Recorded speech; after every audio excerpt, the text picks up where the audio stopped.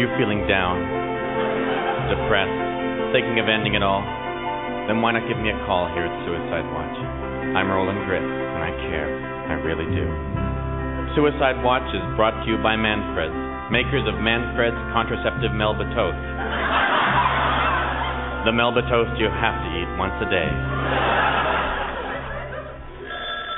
A soul in distress is calling us now. Suicide Watch, you're on the air. The stroke of death is as a lover's pinch, which hurts and is desired. Hey, calm down. Don't say that, friend. Why not? Shakespeare did.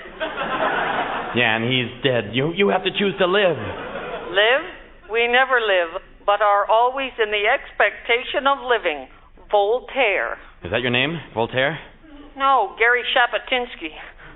I used to work for Bartlett's famous Quotations. I spent all my days and nights compiling the greatest sayings in all of history. Oh, sounds like fun. Oh, it was. Until they laid me off. Now I'm going to impale myself on my letter opener. No, wait. You can get a new job. You can learn something else. You have to learn everything, even death. Gertrude Stein. Oh, yeah, she says that now that she's dead, but you've got to live. Let us eat and drink. That's the spirit. For tomorrow we shall die. Isaiah 22:13. No. Don't listen to Isaiah 22:13. He was just in one of his moods. Life is beautiful. Just look around you. And I looked, and behold, a pale horse, and his name that sat on him was Death. Sounds like Roy Rogers and Trigger. Revelation 6:8. Well, speaking of revelations, here's a word from Manfred. All things human are subject to decay. Oh, you've heard of them. Yes. Mom, can I have some Melba toast? No, Billy, this Melba toast is for mummies only. It's Manfred's Contraceptive Melba toast. What does that mean? That means if Mummy eats it, you won't have to share your Manfred's food with brothers and sisters. Wow. You mean I get my Manfred's salami juice all to myself? That's right. Mm. And if Mummy forgets her Contraceptive Melba toast, there's Manfred's Pickled Blue Cheese Ice Cream the morning after snack. Manfred's Contraceptive Melba Toast, the crunchy snack that keeps the storks away. It's Manfred's once a week. There's contraceptive roast, something different for you Saturday. It's Manfred. It's safe.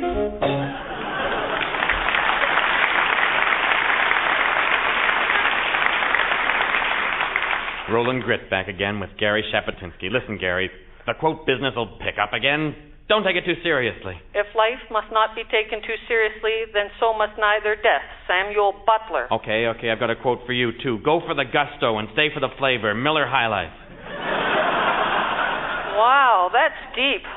I've never heard that before. Your point is very well taken. Good. Life demands the strength you possess. Only 1 feat is possible not to run away. Dag Hammarskjöld. Well, that Dag knew what he was talking about. You can't die. You know too much. You're an impendium of knowledge. Compendium. Right. You know what that means. Yeah, compilation, an assortment, a collection, a grouping. Yeah, that's right. You know, you can get a job working for one of those dictionaries with different words for everything in it. Thesaurus? Yeah, whatever. Yeah. You're right.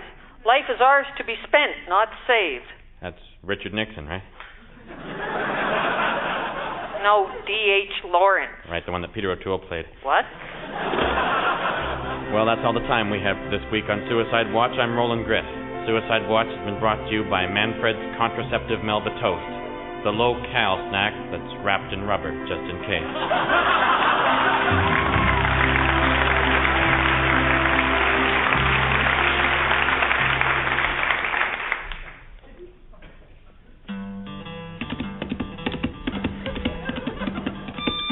Whoa!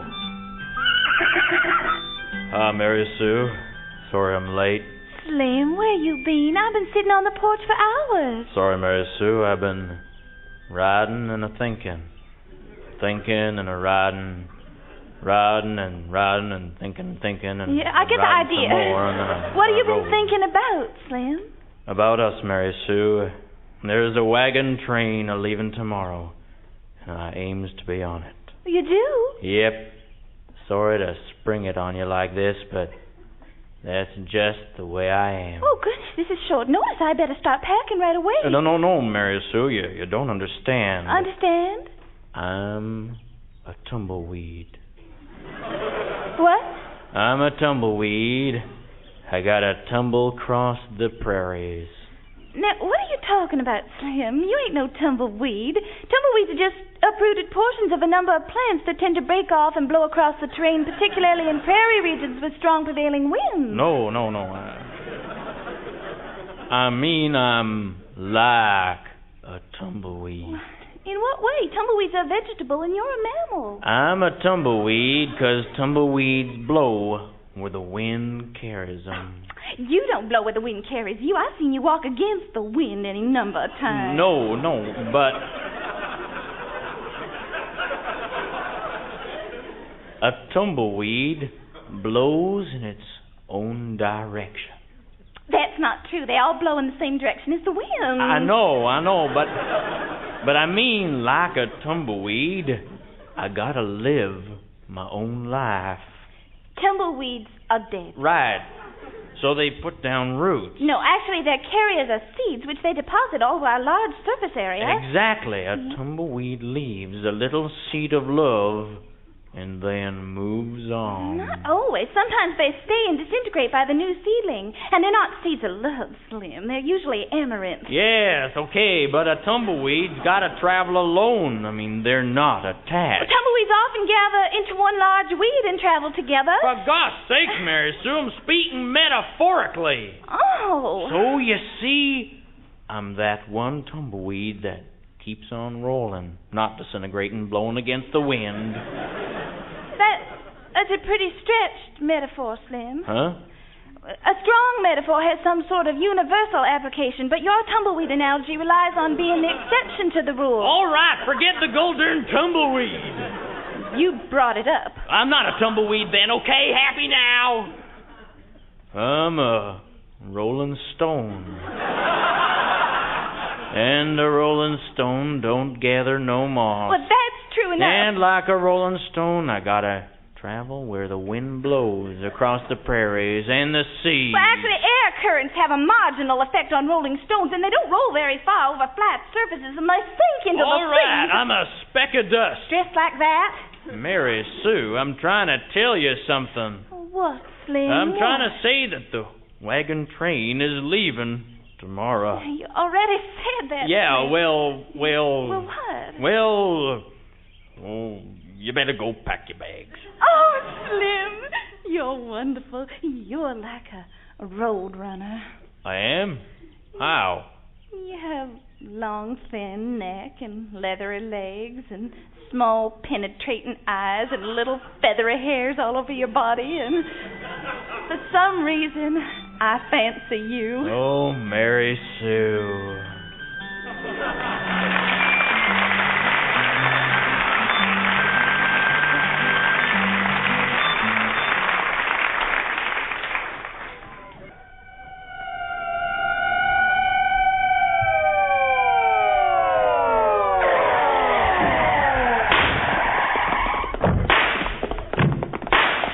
Officer, what's the situation here? Who are you? FBI. I like your orange juice. Yes, thank you.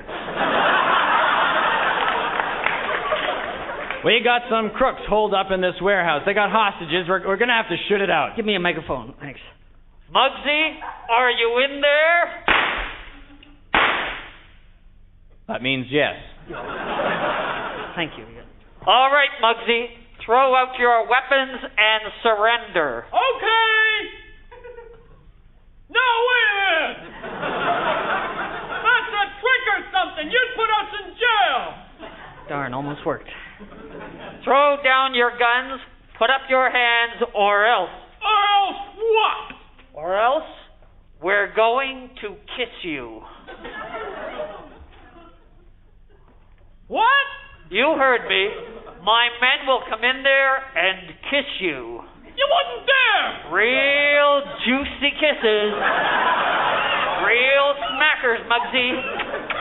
My men are gonna kiss you good. Oh, come on! No kissing, huh? Just killing with guns. Those are the rules.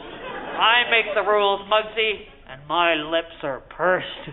No, sir! No! But are you afraid of a big smoochie? You're sick, cop! This city's seen enough violence. It's time for a bit of necking. I'm gonna come in there and suck your face, Muggsy. Huh? What do you say? Pucker up or surrender? Okay. All right, don't kiss me. We're coming out. We surrender. Sorry, man, I tried.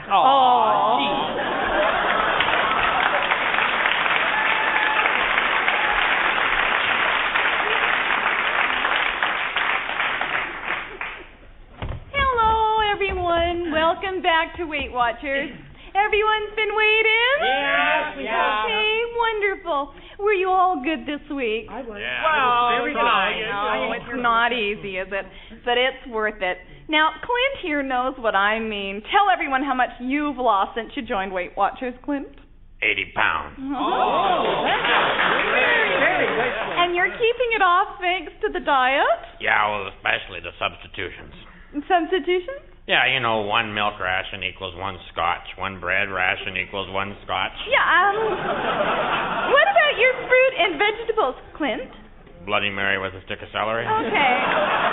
Well, that isn't strictly how our diet works, but you've done it, and that's the important thing. Do you want to tell the rest of us your secret? Oh, yeah, come on. Tell us. All right. It was motivation. It was my secret. Anytime I wanted to just chuck the whole diet, I thought of all you people here. You folks gave me the impetus because, quite frankly, you people are fat. You are disgustingly fat. You roly-poly porkers make me puke. Okay, now, Clint, you used to be fat yourself. Well, yeah, that's why I couldn't say anything before, but now I'm not, and I can tell you. I've been sitting across from this blimp for over a year, listening to her whining and complaining as her weight goes up and down. I've got a slow metabolism. Yeah, well, there's nothing slow about your mouth. You eat like Orson Welles' food taster. Now, Clint, that's not much of an attitude. Well, maybe not, but that's my motivation, okay? Anytime I felt like chowing down, I thought of you butterballs. The way your backs spill over your chairs, the way the scales groan when any of you walruses flop onto them. It was inspirational, and I just want to thank you. You're welcome, Clint. Yeah, really. No, don't talk to me. I don't talk to fat people. I don't understand how you could let yourself go like this. My God, some of you have dimples on your noses. I could never get fat again after knowing you porkers. So, Clint, now that you're leaving, do you have any plans? Yes. I'm joining Alcoholics Anonymous. Oh, good for you. And when I'm finished, I'm going to tell those drunks how they repulse me with their slurred words and boozy breath and aggressive boorishness. Sounds like you're going to end up being perfect. Well, if I ever do become perfect, am I ever going to tell God what I think of him?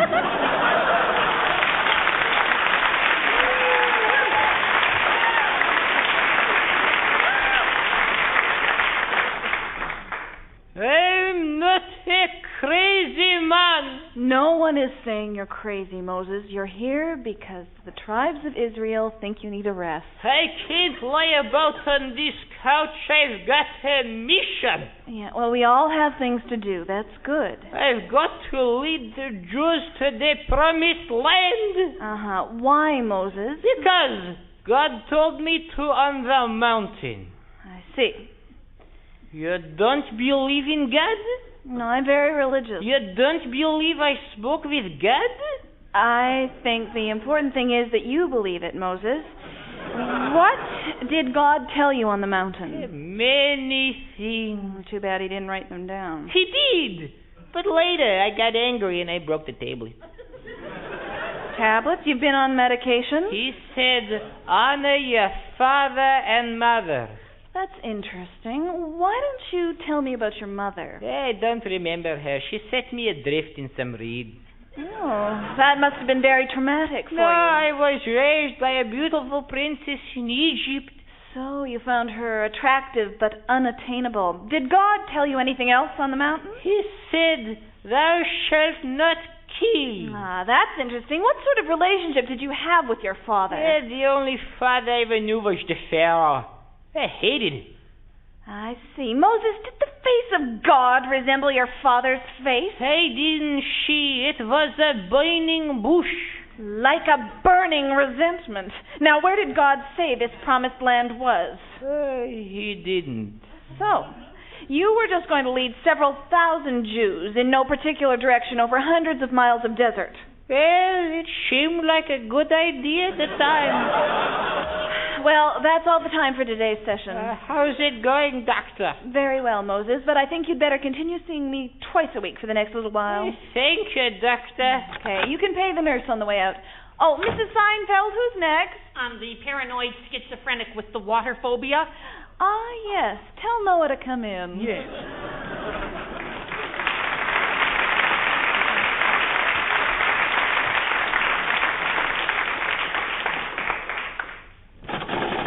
Dear Frantic Times, as a religious and Christian woman, I object to the trivialization of biblical events. The Bible is nothing to laugh at. If God had wanted us to enjoy religion, he wouldn't have made church so boring. If you keep it up, you will have to answer to God. Yours truly, Velma Follis.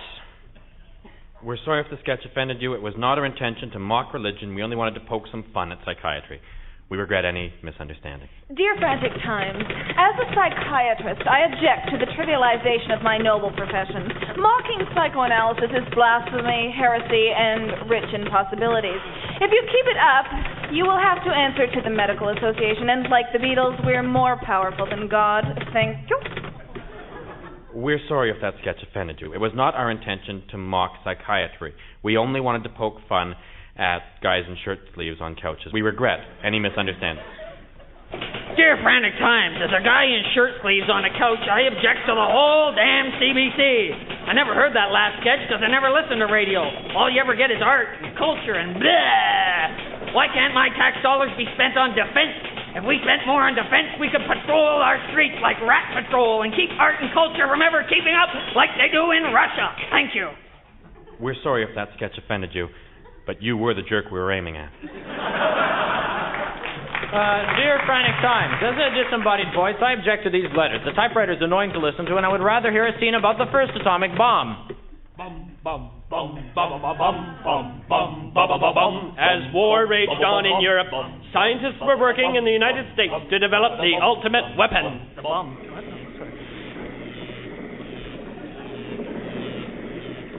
Welcome to Los Alamos, Doctor. How much do you know about the Manhattan Project? Not a lot. Your work here is pretty hush-hush. I know it involves uranium. Exactly. In this laboratory, our physicists are working on a real conundrum. Mm-hmm. We know uranium breaks into other elements when it decays. But you don't know what causes the breakup. Exactly. Yeah. We have little experimental evidence and no hard theories. No, well, this is the problem. I got one. Oh, yeah, Sam over there has one, but it really hasn't earned very much support. Still, I would like to hear it. We can't discount any ideas at this point. Got it. Well, it is rather exotic, but... okay, Sam, can you just summarize your theory? Okay, here it is. Little magic men.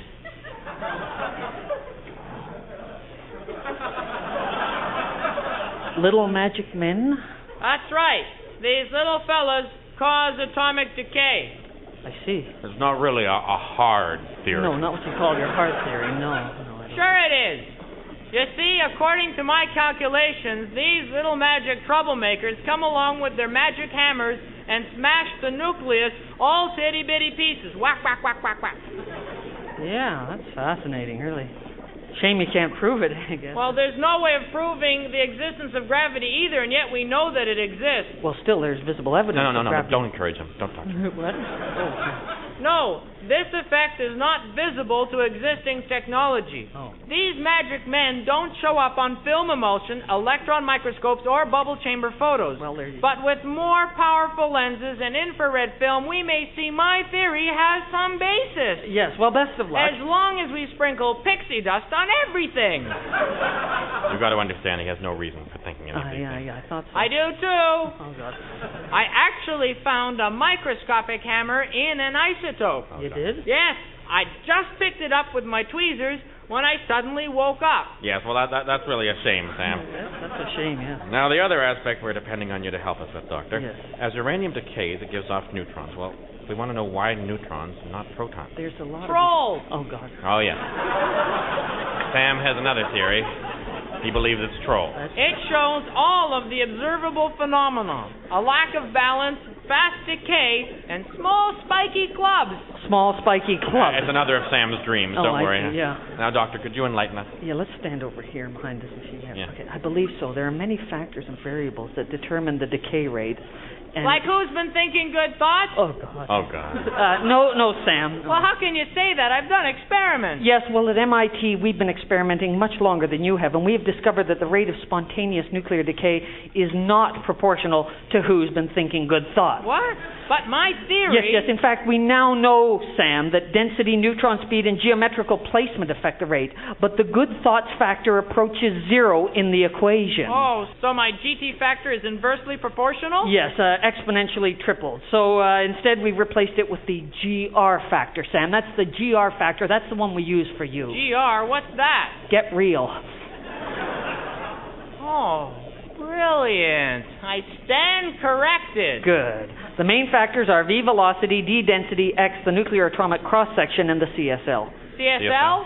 Well, yeah, the crazy subatomic love.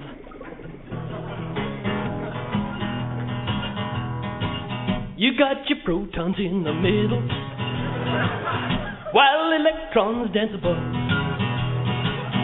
What holds them all together? Crazy subatomic love. Well, it's a well-known fact that opposites attract. You get your radiation when love's in the equation. The chain reaction can begin until the love is added in. 'Cause baby, it's the only way to get stimulated decay. Love, you know there's nothing greater. Love creates a giant crater. Love can melt your cold, cold heart. Love can blow the world apart. Love, you feel its blinding flash. Love can turn your heart to ash. Love, it's wild, not peace and calm. That's why I love this bomb. That's love. That's why I love this bomb. That's love. That's why I love this bomb.